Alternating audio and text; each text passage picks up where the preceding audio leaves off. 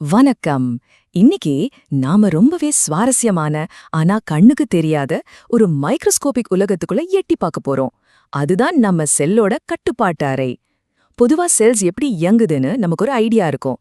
ஆனா அந்த செல்லோட மையப்பகுதிக்குள்ள, குறிப்பா அந்த கட்டுப்பாட்டு அறைக்குள்ள நிஜமாவே என்னதான் நடக்குதுன்னு எப்பவாது யோசிச்சு பார்த்திருக்கீங்களா? வாருங்க நம்ம பயணத்தை ஆரம்பிக்கலாம். இந்த கேள்வி உங்களை கண்டிப்பா சிந்திக்க வைக்கும். நியூக்ளியஸ் தான் செல்லோட பாஸ் அப்படின்னு நமக்கு தெரியும். ஆனா ஏதோ அது ஒரு திடமான பந்துன்னு மட்டும் நினைச்சிடாதீங்க. உண்மை ஆக்சுவலா அதுவல்ல.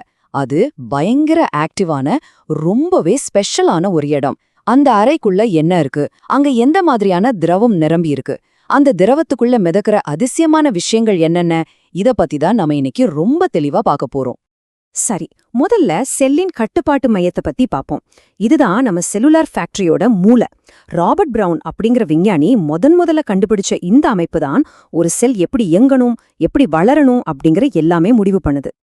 நியூக்ளியஸ் செய்யற வேலைகளை பார்த்தா நிஜமாவே உங்களுக்கு மலப்பா இருக்கும். செல்லோட மொத்த ஆக்டிவிட்டியும் கண்ட்ரோல் பண்றது, நம்மளோட பரம்பரை ரகசியமான டிஎன்ஏவை பத்திரமா வச்சுக்கிறது, புரதங்கள் உற்பத்திக்கு தேவையான கோடிங் கொடுக்கறது, அப்புறம் டிஎன்ஏ காப்பி எடுக்கிறதுன்னு லிஸ்ட் போய்கிட்டே இருக்கும். சும்மா இல்லங்க, இது எவ்ளோ பெரிய பொறுப்பு பாருங்க.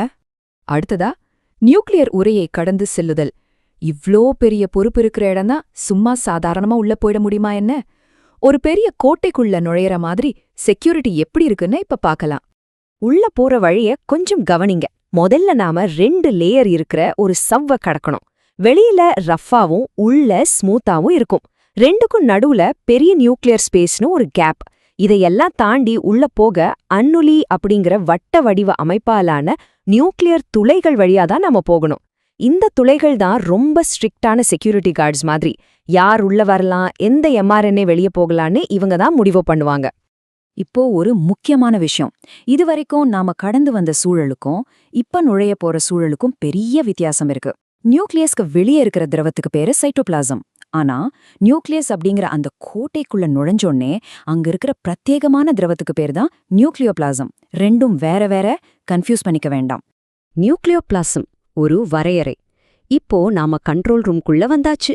அங்க சூழல் எப்படி இருக்கு, இந்த நியூக்ளியோபிளாசம்னா என்ன அப்படிங்கறத இப்போ விளக்கமா பார்க்கலாம். ஆக்சுவலா இந்த நியூக்ளியோபிளாசம் சும்மா சாதாரண தண்ணி மாதிரி இருக்காது. கொஞ்சம் கெட்டியா, ஒரு ஜெலட்டின் மாதிரி, இல்லனா ஒரு திக்கான சூப் மாதிரி அடர்த்தியா இருக்கும்னு வச்சுக்கோங்களேன். புர்கின்ஜே அப்படிங்கிற அறிஞர் தான் முதல்ல இந்த பேரை உருவாக்குனாரு. இது நிஜமாவே நியூக்ளியஸ்க்கு உள்ள இருக்கிற ஒரு தனி உலகம்தான். சரி, இந்த திக்கான சூப்குள்ள அப்படி என்னதான் மிதக்குது? முக்கியமா 3 விஷயங்கள் இருக்கு. ஒன்னு, குரோமாட்டின்னு சொல்லப்படுற சுருக்கப்படாத மரபணு வலைப்பின்னல். 2வது, சவ்வில்லாவ சின்னஞ்சிறிய அடர்த்தியான நியூக்ளியோலஸ். 3வது, தண்ணி, கரைஞ்ச அயனிகள், அப்புறம் செல்லுக்கு தேவையான பெரிய மூலக்கூறுகள். இதெல்லாம் அந்த மேட்ரிக்ஸ்ல அப்படியே சஸ்பெண்ட் ஆயிருக்கும். இப்போ நாம குரோமாட்டின், அதாவது மரபணு இழைகளை பத்தி பார்க்கலாம். இந்த ஜெலட்டின் மேட்ரிக்ஸ்ல மிதக்கிற மிக முக்கியமான முதல் விஐபி இவர்தான். நம்மளோட ஒட்டுமொத்த மரபணு குறியீடுகளும் இதுக்குள்ளதான் பத்திரமா ஒளிஞ்சிருக்கு. நம்ம டிஎன்ஏ எப்படி அவ்ளோ சூப்பரா பேக் ஆயிருக்கு தெரியுமா? யோசிச்சு பாருங்க, ஒரு சின்ன ஈகோலை பாக்டீரியாவோட டிஎன்ஏவே 1 மில்லிமீட்டர் நீளம் இருக்குன்னா நம்ம மனித டிஎன்ஏ எவ்ளோ பருசா இருக்கும். அந்த நீளமான டிஎன்ஏ இரட்டை சுருள் ஒன்னோட ஒன்னு சிக்கிக்காம இருக்க 8 ஹிஸ்டோன் புரதங்களோட மையத்தை சுத்தி அழகா வளைஞ்சுக்கும். இதுக்கு பேரு தான் நியூக்ளியோசோம்.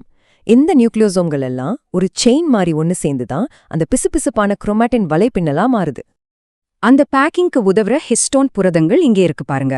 H2A, H2B, H3, அப்புறம் H4.